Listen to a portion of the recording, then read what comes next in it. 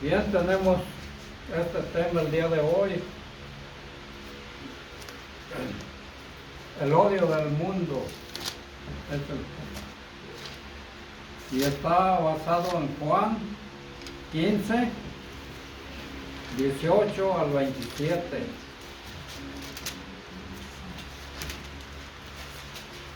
Quince, 18 al 27.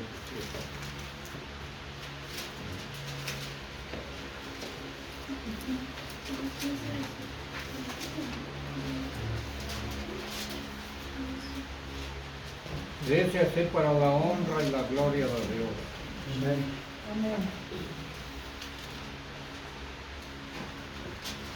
Si el mundo os aborrece, sabed que a mí me aborreció antes que a vosotros.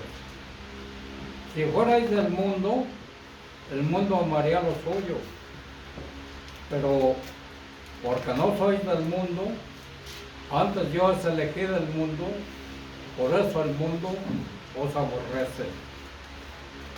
Acordaos de la palabra que yo os di. Yo os he dicho: el siervo no es mayor que su señor. Si a mí me han perseguido, también a vosotros os perseguirán. Y si han guardado mi palabra, también guardarán la vuestra. Mas todo esto harán por causa de mi nombre, porque no conocen al que me ha enviado. Si yo no hubiera venido, ni les hubiera hablado, no tendrían pecado, pero ahora no tienen excusa por su pecado. El que me aborrece a mí, también a vuestro Padre aborrece. Si yo no hubiese hecho entre ellos obras que ningún otro ha hecho, no tendrían pecado, pero ahora han visto y han aborrecido a mí y a mi Padre. Por esto es para que se cumpla la palabra que está escrita en su ley: sin causa me aborrecieron. Pero cuando venga el Consolador, a quien yo os enviaré del Padre, el Espíritu de verdad, el cual procede del Padre, Él os dará testimonio acerca de mí. Y vosotros daréis testimonio también, porque habéis estado conmigo desde el principio. Amén. Gloria a Dios.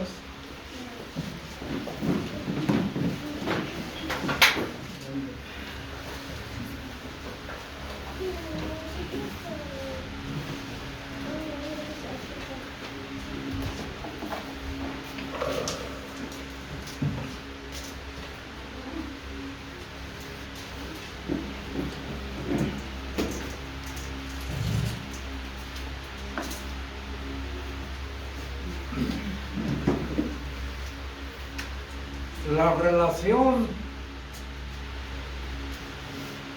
de los verdaderos creyentes cristianos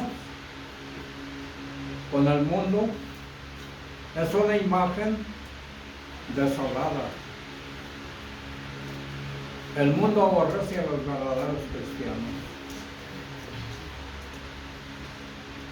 El mundo y su gente esquivan allí y ridiculizan, hablan y se burlan y desvían, ignoran, los consideran extraños, bromean sobre los cristianos genuinos. Con frecuencia la persecución va más allá, involucrando el abuso y el homicidio dentro del lugar de trabajo y en la comunidad, dependiendo de la sociedad y de las leyes bajo las cuales viven los cristianos. Jesús quería decir, el creyente estuviera informado y supiera cómo es la relación que debe de tener el creyente con el mundo. La escalofriante realidad del mundo, el mundo los aborrecerá. Según el versículo 18 que tomamos como base, el significado de la palabra, si en este versículo debiera ser traducido como opuesto, ¿opuesto qué? El mundo os aborrece, no hay duda alguna de que el mundo os aborrece al cristiano y lo aborrecerá. Mateo 10, 22. Y seréis aborrecidos de todos por causa de mi nombre, mas el que perseverare hasta el fin, este será salvo. Amén. Nuestro Señor Jesús ofreció a sus hombres 3 clases de adversidades. Una, el Estado los perseguirá y los llevará a los consejos, a los reyes y a los gobernadores. Un hombre bueno debe ser un buen ciudadano y dar su apoyo y obediencia al Estado. Y hay a veces que un hombre bueno, eso le resultará imposible. Cuando llevarán a los hombres de Cristo a los tribunales, a juicios, no tendrían por qué preocuparse por lo que habían de decir. No era la humillación a lo que los primeros cristianos temían,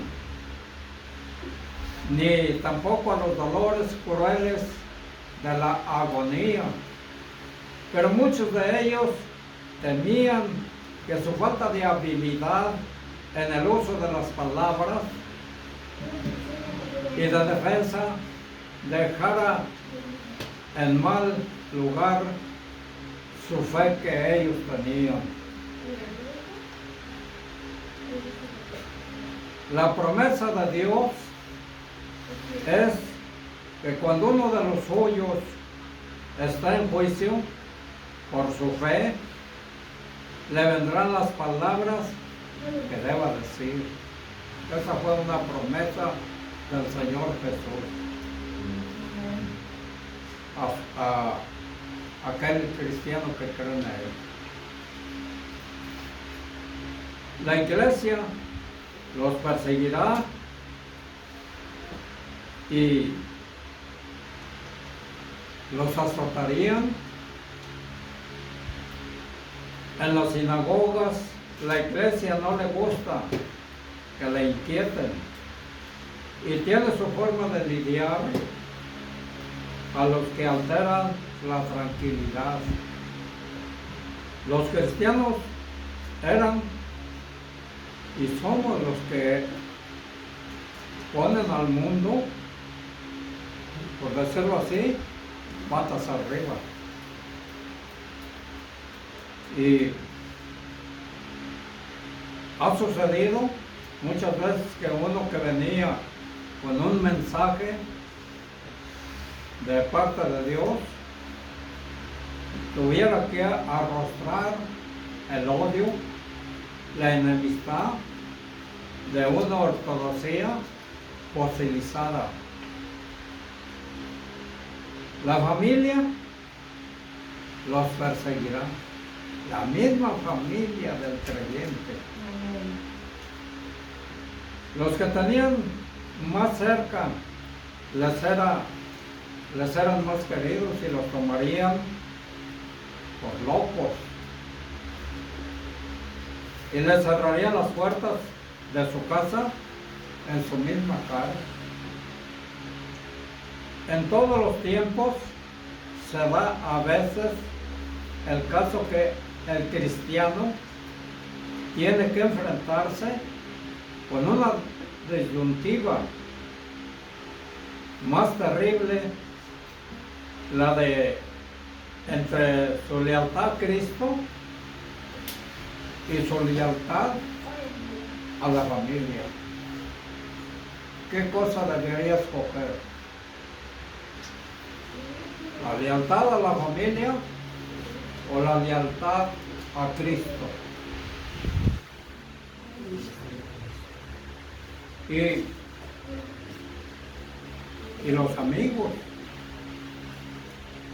Cuando hablamos del mundo, se refiere al que no es cristiano. Cuando se habla del mundo, nos estamos refiriendo a los que no son cristianos. El redimido, el perdido, aquellos que nunca han confiado en Jesucristo como el Señor, como el Salvador. El mundo significa cualquier persona cuyos pensamientos y vidas están centradas, fíjense bien, en la lujuria de la carne, la comida, la vestimenta, dinero, inmoralidad, la lujuria de los ojos, pensamientos inmorales y malignos, codicias, ver y desear personas y cosas, el orgullo de la vida, posición, honor, fama, egocentrismo, alardeo, arrogancia. Primero de Juan 2, 15 y 16. No améis al mundo, dice el apóstol Juan, ni las cosas que están en el mundo. Si alguno ama al mundo, el amor del Padre no está en él, dijo Juan. O escribió. Porque todo lo que hay en el mundo, los deseos de la carne, los deseos de los ojos, la vanagloria de la vida, no provienen del Padre, sino del mundo. El deseo de la carne es estar sujeto al deseo de la carne, es juzgar todo lo que hay en el mundo como veremos puramente materialista. Es vivir una vida dominada por los sentidos, es ser glotón en la comida, rebuscado en el ojo, esclavo del placer, codicioso y pues relajado en la moral, egoísta en el uso de las posesiones, desinteresado en todos los valores espirituales, extravagante en la gratificación de los deseos materiales. El deseo de la carne no tiene en cuenta los mandamientos de Dios, ni su juicio. No le teme al juicio tampoco, al juicio de Dios. Ni sus principios, ni aún en la misma existencia de Dios. El deseo de los ojos es la tendencia a dejarse cautivar por por las apariencias. Es el espíritu el que identifica la ostentación excesiva con la prosperidad real, que no puede ver nada sin desear poseerlo. Y que una vez que lo posee, se pavonea y hace gala de ello. Es el espíritu que cree que la felicidad se halla en las cosas que se compran con dinero y que se puede ver con los ojos, que no reconoce otros valores que los materiales. La vanagloria de la vida es la persona que su conversación versa continuamente en presumir de cosas que no posee y se pasa la vida tratando de impresionar a todos los que se encuentran con su importancia inexistente. Según dice el apóstol Juan, el hombre del mundo es el que juzga todo por sus apetencias. Es que es esclavo de la ostentación desmedida. El presumido fanfarrón que trata de presentarse como mucho más de lo que él es.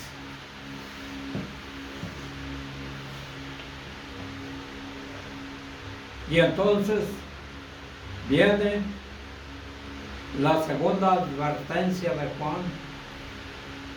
La persona que adscribe las metas y las maneras del mundo está dedicado a la vida o cosas materiales que no tienen ningún futuro. Todas estas cosas son pasajeras y no tienen ninguna permanencia. Pero la persona que ha puesto a Dios como centro de su vida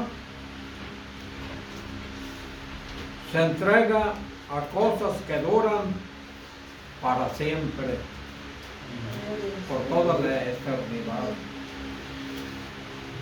La persona del mundo está condenada a la desilusión a la que pertenece. Dios tiene un seguro gozo que nunca se acaba.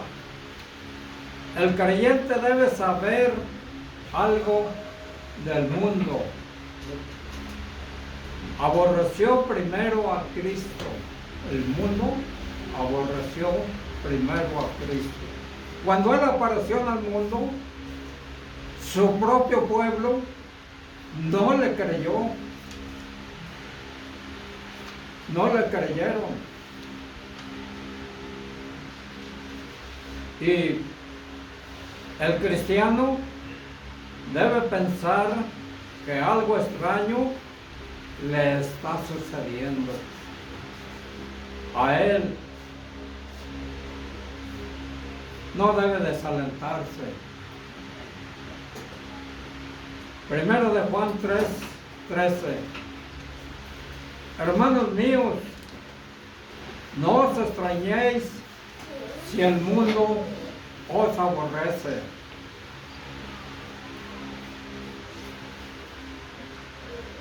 Dijo el apóstol Juan, que no debíamos extrañarnos si el mundo nos aborrece. El cristiano debe tener valor porque Cristo triunfó, incluso sobre la amargura de la muerte. Resucitó y ascendió al cielo. Razones para aborrecer al mundo.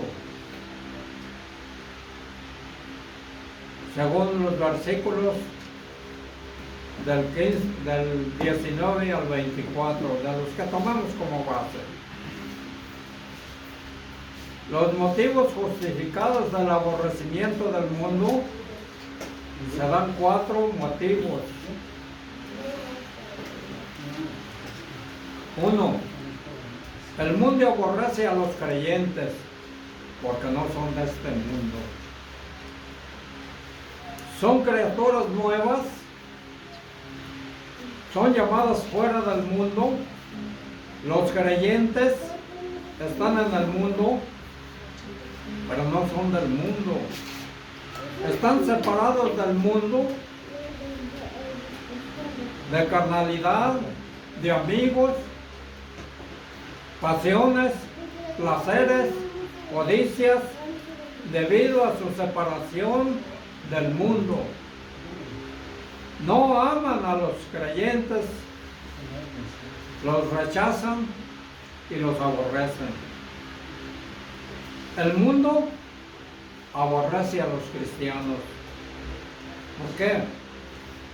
Porque se identifican con Cristo. El siervo no está por encima de la persecución. Ningún siervo está por encima de su Señor. El Señor sufrió persecución, por lo tanto, el cristiano también sufrirá persecución. Es lo esperable. Es imposible que un verdadero discípulo esté por encima de su maestro. Un siervo esté por encima de su Señor. Si nuestro maestro sufrió persecución, nosotros también la sufriremos. ¿Por qué? Él es nuestro maestro y Señor. Es decir, nosotros somos de Él.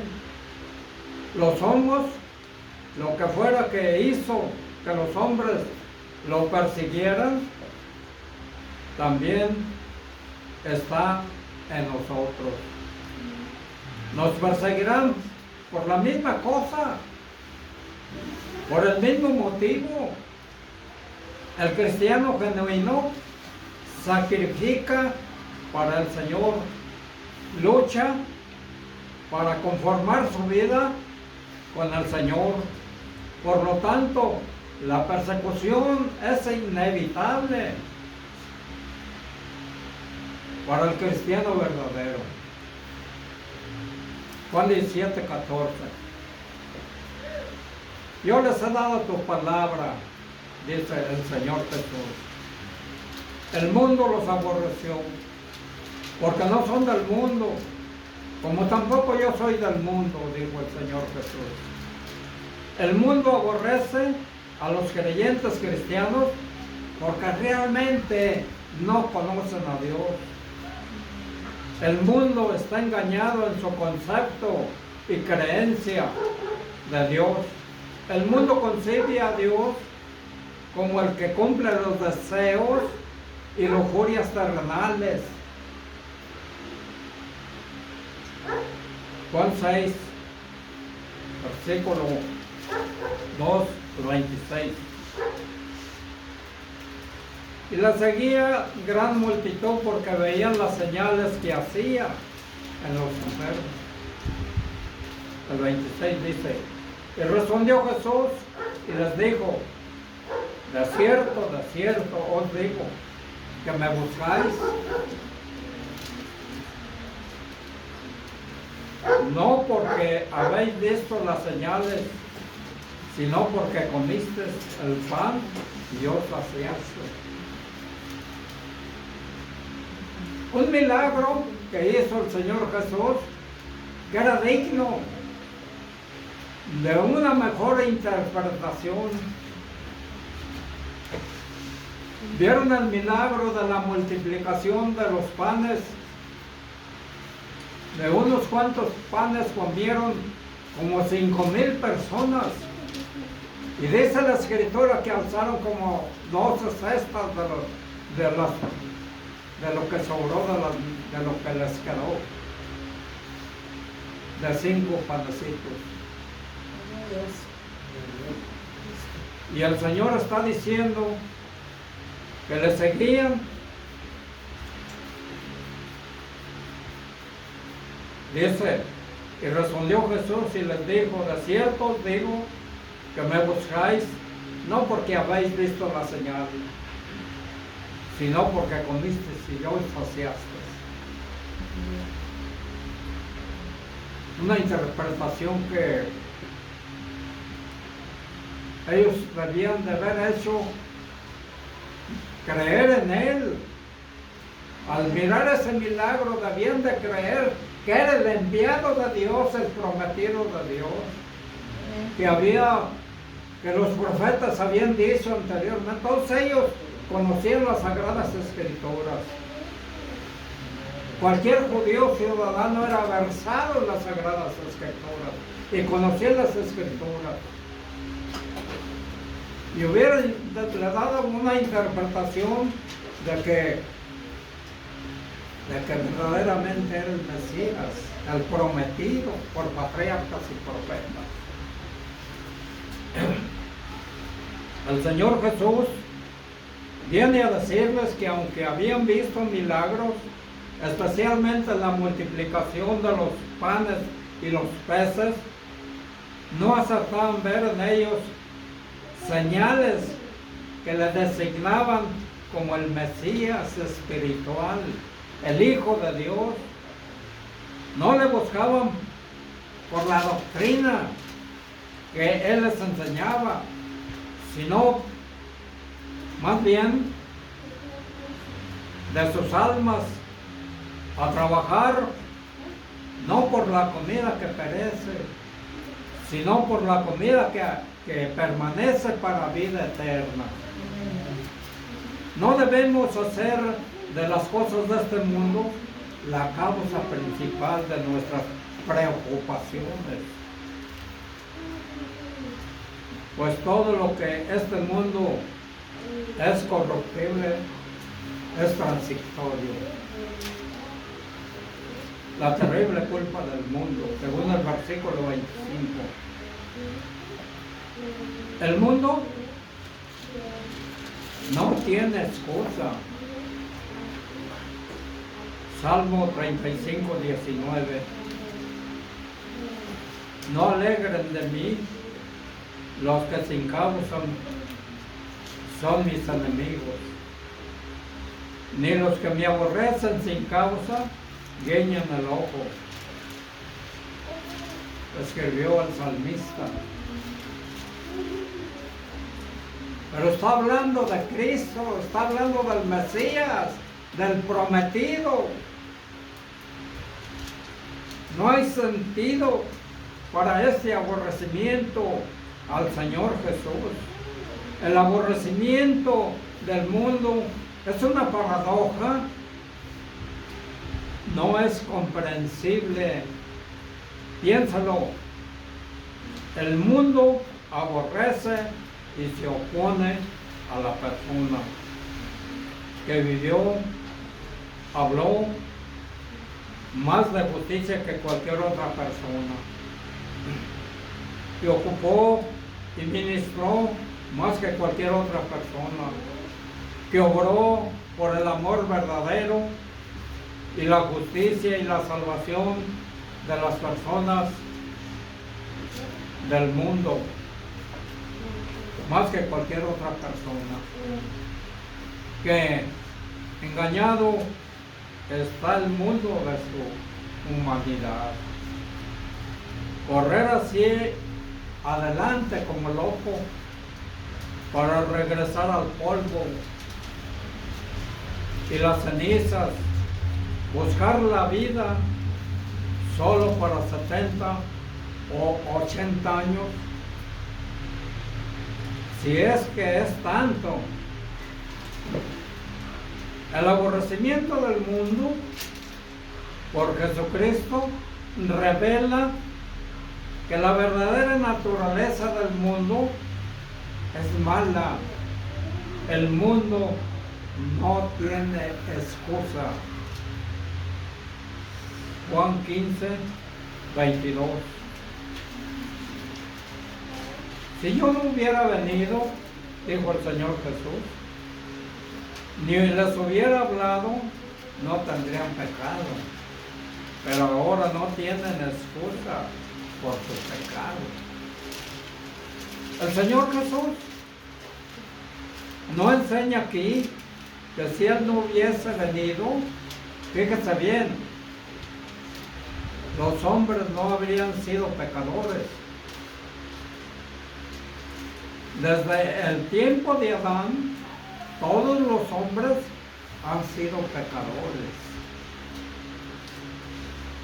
Pero su pecado no habría tenido la magnitud que ahora adquiriría.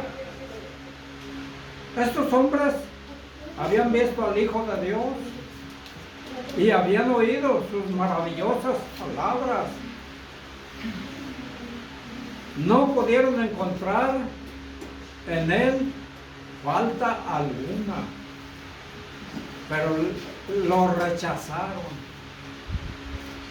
A pesar de que no encontraron ninguna falta, rechazaron al Mesías.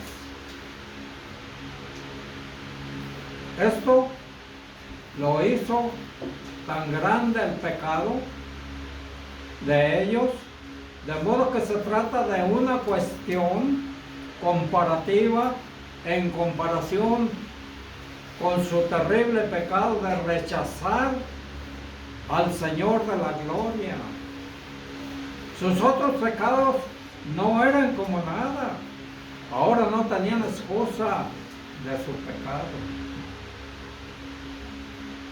Salmo 109, versículo 5. Me vuelven mal por bien, odio por amor. Escribió el profeta muchísimos cientos de años atrás y está hablando del Mesías, del Señor Jesucristo.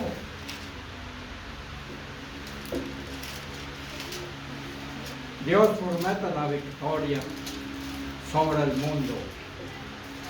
Versículos 26 y 27 son los que tomamos como base. La victoria viene de dos fuentes. Una, está la victoria a través del Espíritu Santo. Él es el consolador del cristiano.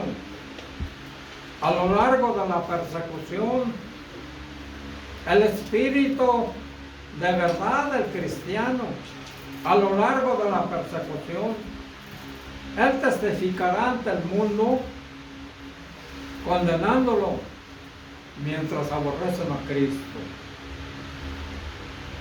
Primero de Corintios 2:13, lo cual hablamos no con palabras enseñadas por sabiduría humana, fíjese bien, sino con las que enseña el Espíritu, acomodando lo espiritual a lo espiritual. ¿Se fijan lo que está diciendo el apóstol Pablo? Habiendo descrito el proceso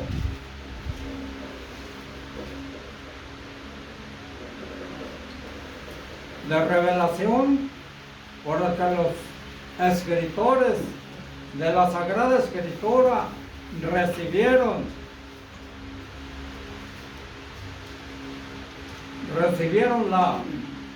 la verdad,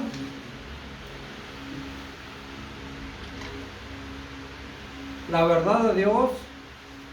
San Pablo pasa ahora a describir el proceso de la inspiración mediante la verdad. Nos es comunicada en el versículo 13. Es uno de los pasajes más enérgicos de la palabra de Dios acerca del tema de la inspiración divina verbal. El apóstol Pablo afirma con claridad que al comunicarnos estas verdades, los apóstoles no emplearon palabras escogidas para ellos mismos, ni palabras dictadas por sabiduría humana. Emplearon las mismas palabras que les enseñó el Espíritu Santo, cómo usarlas. Y por ello creemos que las palabras mismas de las Sagradas Escrituras, tal como se encuentran en los autógrafos originales, eran las mismas palabras de Dios, y que la Biblia en su presente forma es totalmente digna de confianza. Está la victoria a través del propio testimonio cristiano y del compañerismo con Cristo. El cristiano anda y acompaña a Cristo desde el mismo inicio de su conversión. Cuando una persona se convierte al Señor Jesucristo, desde allí en adelante empieza a andar con Él. Y ve y oye con los ojos y los oídos de su corazón y aprende de Cristo. Por lo tanto, declara el glorioso mensaje de Cristo para que este mundo, incluso sus perseguidores, puedan tener compañerismo con los creyentes cristianos.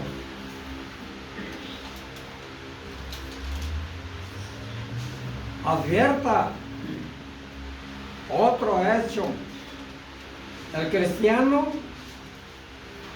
brinda testimonio porque realmente conoce a Cristo.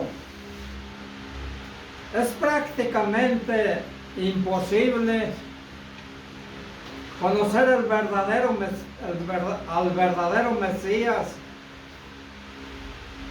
el Salvador del mundo. Saber que ningún hombre debe morir y proclamar el mensaje. El creyente genuino es una persona de convicción, una persona que no puede quedarse callada si conoce y experimenta la verdad por sí mismo. Un llamado a la reflexión. ¿Busca usted el apoyo y el consuelo del Espíritu de Dios? ¿Da el Espíritu testimonio por medio de usted? ¿Está realizando la obra del Espíritu de Dios por medio de usted? ¿Está el Espíritu de Dios guiándolo a toda la verdad? ¿Ve usted a otros creyentes en Cristo y se pregunta por qué Dios lo trata a usted de diferente manera? Necesita que se le repitan las palabras de Jesús a Pedro: si quiero que Él quede hasta que yo venga, que a ti, sígueme tú. Juan 21:22. ¿Está dispuesto a seguir a Jesús donde Él lo lleve, aunque tenga que seguirlo solo? ¿Está hablándole a los demás acerca de Cristo? Amén. Señor les bendiga. Amén.